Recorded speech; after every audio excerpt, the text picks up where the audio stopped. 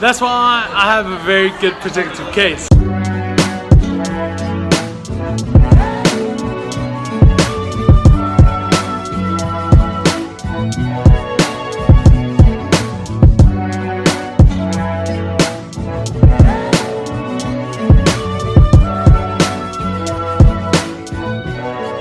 It's National IPA Day, so what better place to start than Devil's Peak? Okay, so what is an IPA? Most of you may or may not know that an IPA stands for Indian Pale Ale.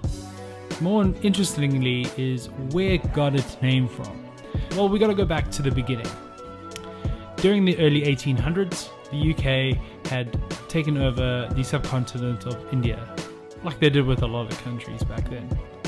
Now the problem with India in particular was these soldiers and personnel there wanted some of their normal day-to-day things such as beer.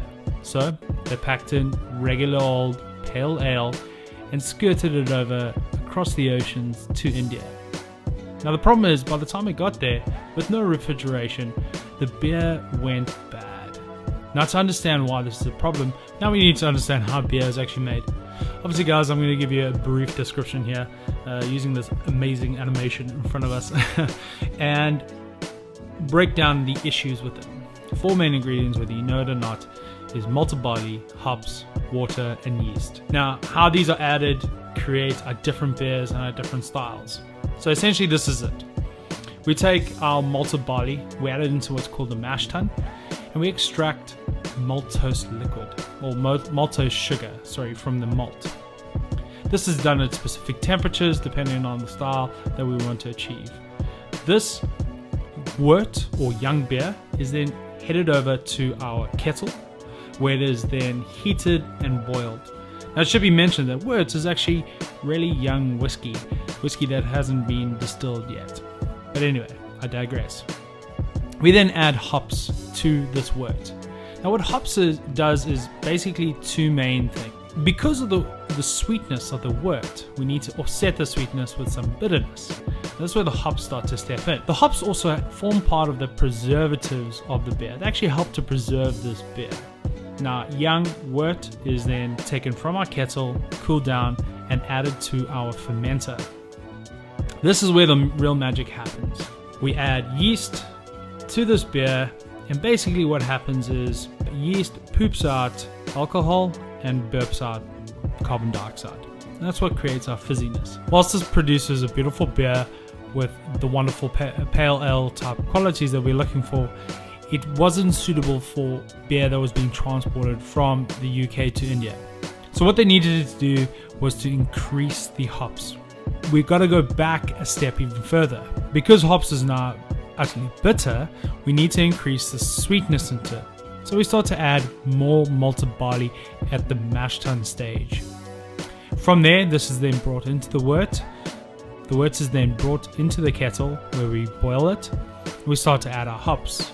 However, we would increase the hop count in our beer. Now with the added malted barley and the increased hops, we transfer this then cooled down beer to our fermenter. Because there's more sugar present into it, our yeast becomes far more active, eating more and more of the sugars. The more yeast starts to produce, and therefore produces more alcohol and more CO2. The two consequences of this is the difference in alcohol content between a pale ale and a bog standard IPA. Your pale ale will come in anywhere from 4 to 5.5% alcohol, and your IPA traditionally anywhere from 6 to 8%. Now with this higher hopped, higher alcohol beer being shipped across the oceans was no longer an issue. But now let's get back to the task in hand of drinking some of these delicious Cape Town IPAs. Devil's Peak for the first IPA today, the new Copenhagen part of their collaborative series. Very, very excited. We had some here. No, you don't like IPA. Fruity.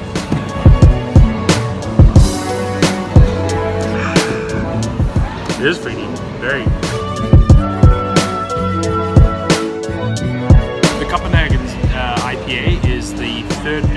Devil's Peak's collaborative series. New England style Indian Pale Ale brewed with South African hops.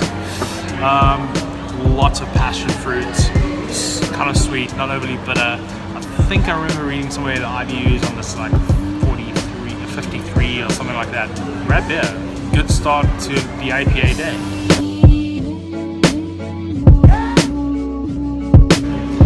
Next up, Devil's Peak Blockhouse, the first IPA I ever had, and probably the beer that sent me on to IPAs. Blockhouse has changed a lot in the last couple of years. It's not as good as it used to be, but still freaking delicious. So this Blockhouse is terrible. I think it might be off. I'm going to ask the waiter to see. It's really not good. We found a rack. In celebration of IPA Day, I got the perfect dessert. IPA donuts. Okay, so IPA donuts. How was yours, Sean? That's his answer. They were raw. They weren't cooked very well. These are raw too. They're fantastic. He's having olives. IPA olives. Yum yum.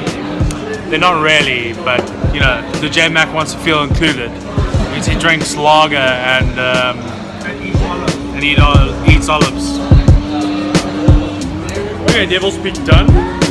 Heading over with the boys to Woodstock Breweries, where apparently they have a whole range of single hop IPAs. Now we are talking.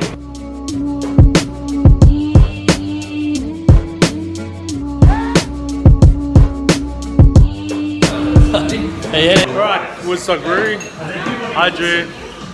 Drew loves it when he's on the vlog. Okay, so I think we're doing like the 6 beer taster.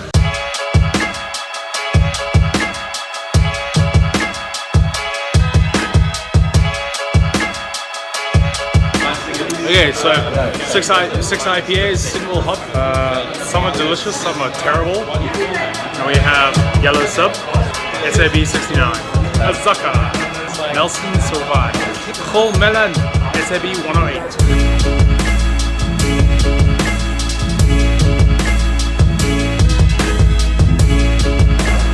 John, are you joining? Okay, so how was your flight of IPAs? It's delicious. Okay, so we had 6. First one, the yellow sub was definitely the best. delish. SAB 68, 69. Love the number, hate the hops. Zaka was okay, it was good.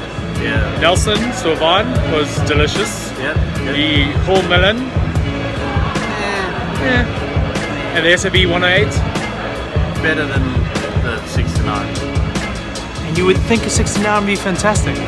No, but it was good. It was okay. Yeah. It wasn't the best ones, but a very cool single hop tasting.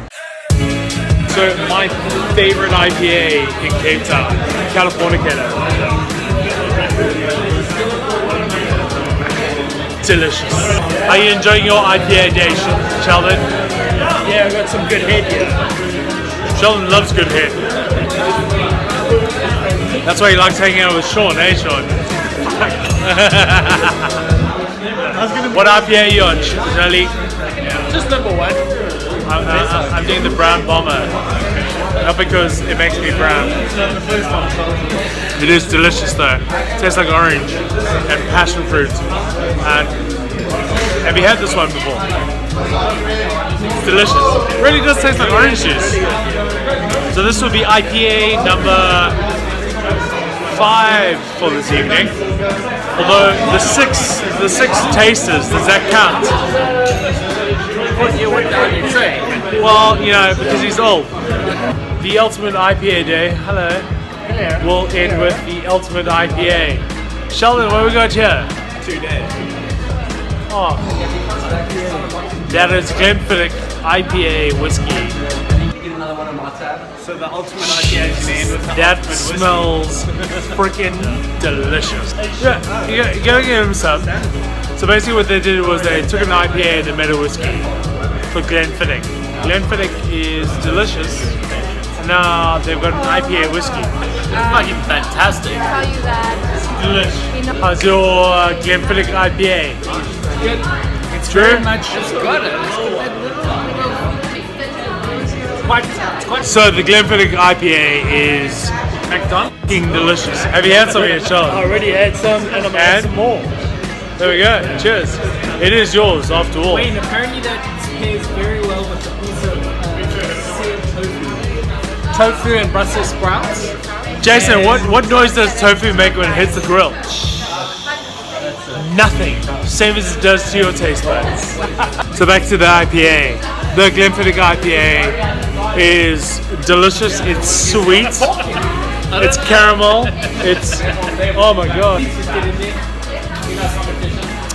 IPA, not so much, but that's expected because we distilled. Hello. It's very fruity, but like in a good way, in like a balanced way. Very delicious. Great way in IPA day.